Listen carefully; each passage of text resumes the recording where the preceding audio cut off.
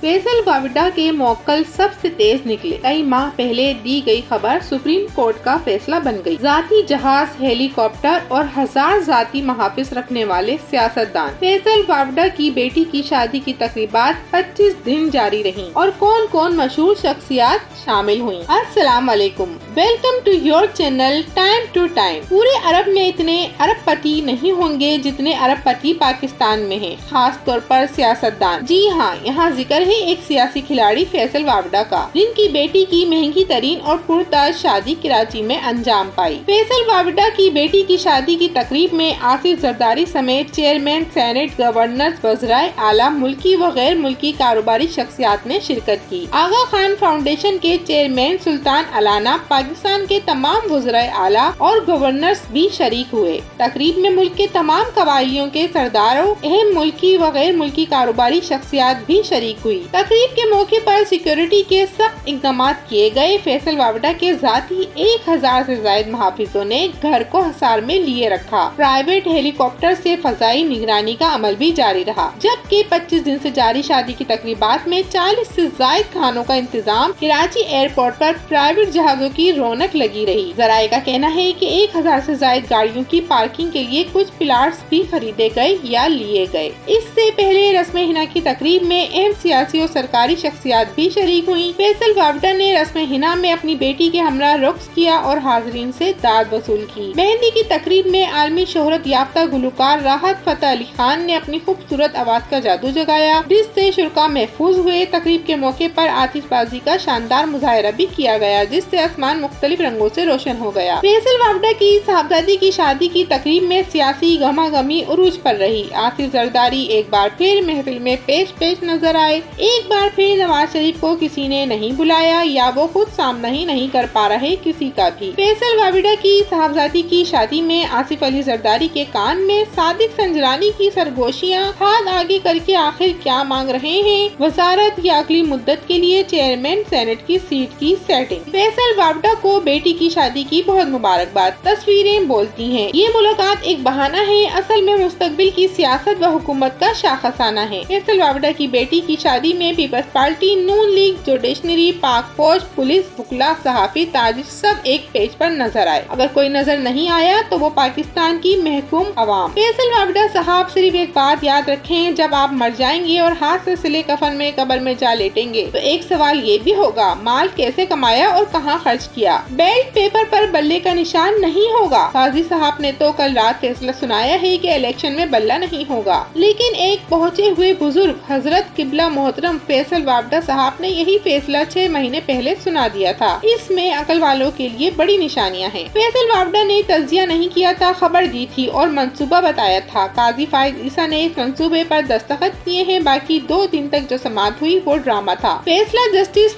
فیصل واوڈا اور جسٹس راجہ ریاض نے کئی ماہ پہلے سنا دیا تھا۔ می لارڈ اس فیصلے سے اختلاف کی جرات نہ کر سکے۔ فیصل واوڈا، راجہ ریاض 3 ماہ قبل سے کہہ رہے ہیں کہ بلہ نشان ہی نہیں ہونا الیکشن میں۔ ان کو کیا خواب آ گیا تھا یا کسی نے یقین دہانی کروائی تھی؟ جبکہ چیف جسٹس قاضی فائز عیسیٰ کا کہنا ہے کہ ہم نے جو فیصلہ کیا اس کا ملبہ ہم پر نہ ڈالیں۔ پی ٹی آئی والے اب بھی قاضی کو غلط سمجھ رہے ہیں، وہ خود کہہ رہے ہیں کہ فیصلہ کہیں اور سے آیا، ملبہ بھی وہیں ڈالیں۔